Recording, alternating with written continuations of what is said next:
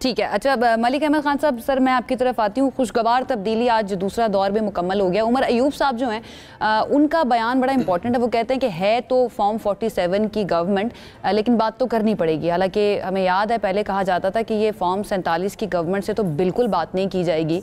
तो ये खुशगवार तब्दीली अचानक कैसे आ गई? जी बिस्मिल्लाहिर्रहमानिर्रहीम।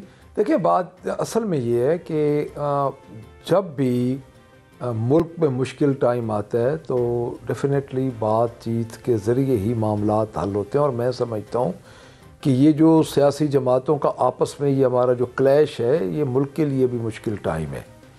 वो सिर्फ पाकिस्तान तहरीक इंसाफ के लिए मुश्किल टाइम नहीं है।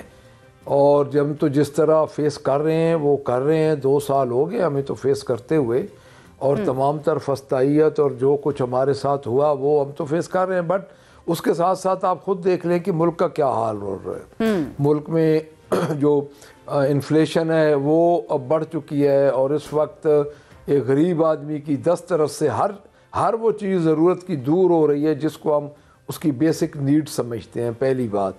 दूसरी बात, हम ये समझते हैं कि 8 फरवरी को मैं उमर अयूब साहब की इस बात को बिल्कुल एंडोर्स करूँगा और तायीद करूँगा कि 8 फरवरी को हमारे साथ एक हमारा मैंडेट छीना गया, हमारे मैंडेट पे डाका पड़ा।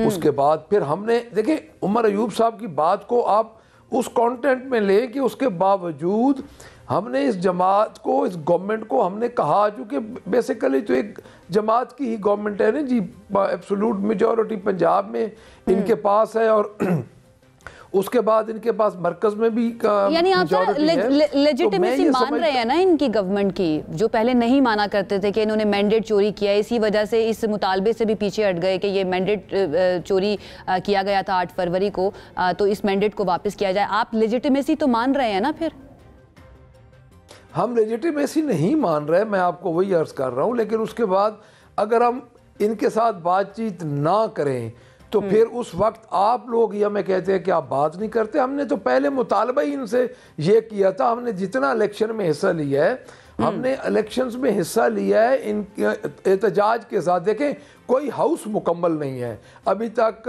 आप खुद देख लें कि स्पेशल इंटरेस्ट की सीट्स जो हमें सुप्रीम कोर्ट दे चुका है वो हमें नहीं दी गई। और उसके बाद उस वक्त भी हमने इनसे मुतालबा रखा था कि आप लोग 9 मई का जुडिशल कमीशन बना दें। तो आज उधर से भी तो माफियाँ हो रही हैं ना जी, यानी खुद राना साहब, आई थिंक राना साहब ही हैं साथ, तो उधर से भी आज तो राना साहब कह रहे हैं कि बड़ी अच्छी बात है, वहाँ पे मिलिट्री कोर्ट्स में ट्रांसपेरेंट ट्रायल हो रहे हैं। तो यही अगर जुडिशल कमीशन एक जमहूरी हुकूमत जो आ गई, अगर वो उस वक्त बना देती तो इनकी तरफ से कोई मुस्बत कदम होता तो आज हालात और बेहतर होते। तो मैं ये समझता हूँ कि जब तक मुज़ाकरात ये जारी हैं, हमें कम से कम अपनी जो एक लिमिट है अपनी बातचीत की, उसको मद्देनजर रख के, ताकि मुज़ाकरात पे कोई असर ना पड़े।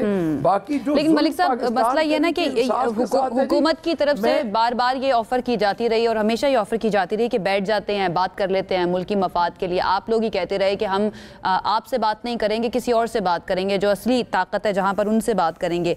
अब आप कहते हैं कि चाहे फॉर्म 47 की गवर्नमेंट है लेकिन बात तो करनी पड़ेगी और मुल्क की मफाद के लिए करनी पड़ेगी। इसलिए फिर ये सवाल उठता है कि अब तब्दीली क्या आई है कि आप लोग बैठने पर मजबूर हो गए हैं? क्या और कोई चारा नहीं बचा बैठने के अलावा? देखिए, मैं आपको अर्ज करता हूँ इसमें। देखिए, हम आज भी इस बात पे, अपनी बात पे कायम है कि जो रोल है उनका, वो इस बातचीत में मेन रोल उन्हीं का होगा जिनका होता है। और मैं ये समझता हूँ कि उनके रोल के बगैर ये बातचीत मुकम्मल नहीं होगी। मैं ये कैटेगोरिकली कह रहा हूँ।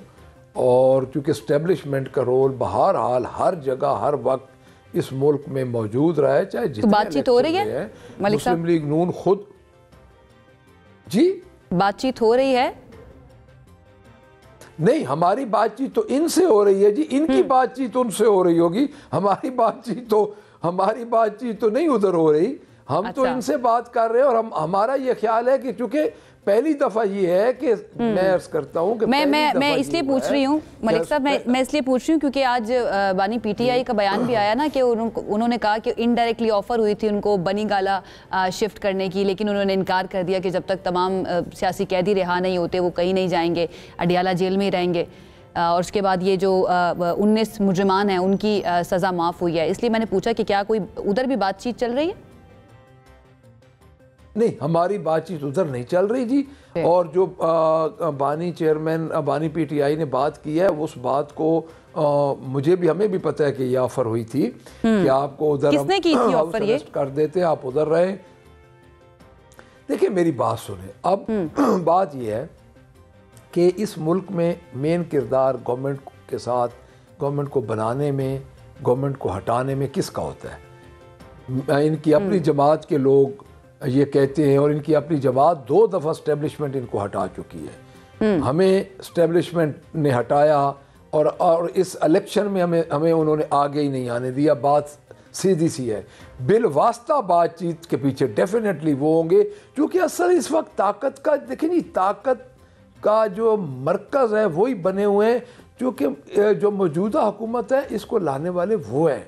हम जो इनसे अब बातचीत कर रहे हैं, हम चाहते हैं कि हम इन बातों में अगर ना पड़ें कि इन गुड जेस्टर हम